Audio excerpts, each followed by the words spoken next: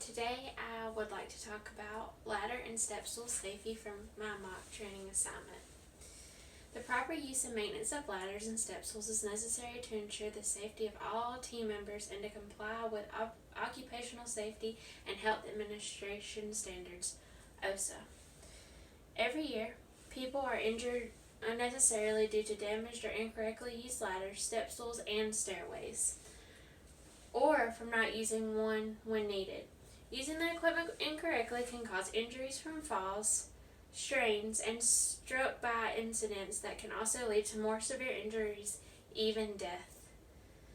Because using a ladder and step stool is not unique to only one job or one work center, it is important for all team members to know how to participate using a ladder and step stool safely.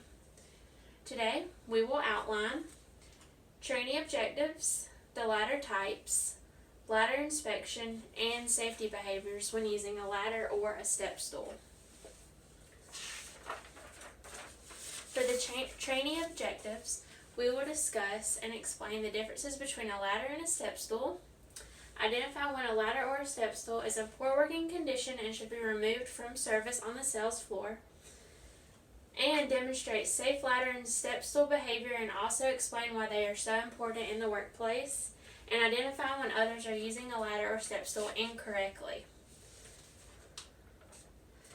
There are 3 different ladder types used on the sales floor and in the back room. A track ladder. The track ladder is different from a typical ladder in that it is attached to a track, which eliminates the possibility of tipping over with too much weight. A-frame ladder, this is an A-frame ladder. The A-frame ladder is one that from the side looks a bit like the letter A. There are 2 legs that come together with the floor to form a triangle. There is usually support between the ladder legs that locks, which is, I don't know if you can see it, this portion and this portion of the ladder. There's also a step stool. Only use step stools for reaching short distances. Step stools give you 2 steps of lift but are easily used to move around.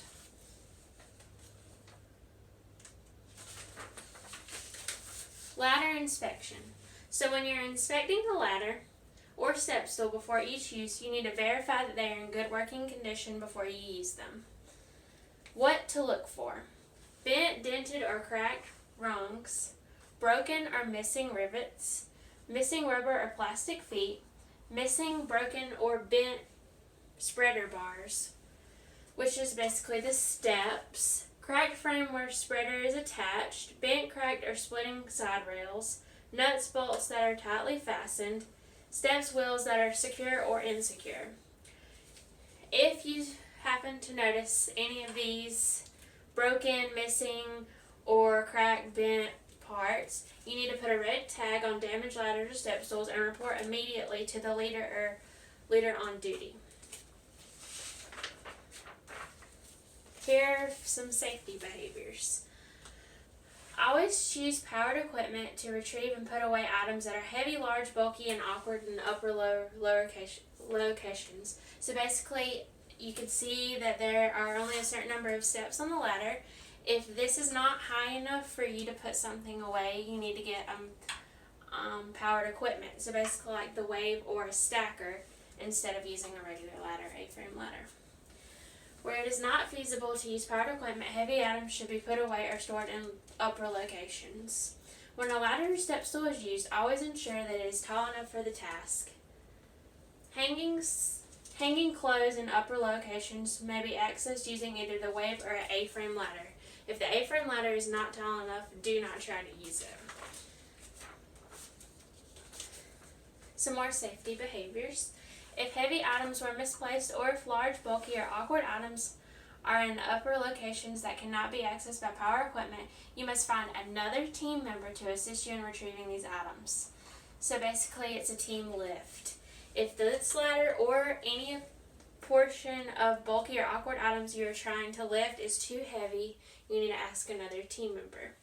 Hand the items down to another team member when you're stationed on the ladder. So make sure you're secured on the ladder before handing the items down. Ensure you are maintaining your center of balance and 3 points of contact. So, when you're trying to apply 3 points of contact on a ladder, you want to make sure you have both feet on the ladder and one hand on the ladder. That's 3 points of contact. 1, 2, and 3. Do not drop items from the ladder. Some more safety behaviors. Always face the ladder while ascending or descending, so you want to always face the ladder when you're going up or down. Stay in the center of the ladder step stool and do not overreach for any reason. Never try to move the ladder step stool while you are on it. Step down and reposition. Ensure that your shoes are clear of any slippery substances that could result in slipping from the ladder. Ladders temporarily placed behind a door or other areas may be seen.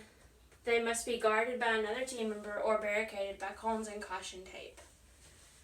There is only one person allowed on the ladder at any time. Watch for the last step when coming down on any ladder. Some ladders have notches on the hand railing alerting you when you're about to reach the bottom. Some more safety behaviors that are very important. Never step off the track ladder or rolling stairway onto a rack or shelf. Never climb or descend from the side of the stand, sit, climb on the railing braces. Also, track ladders must never be pulled out in the main aisle.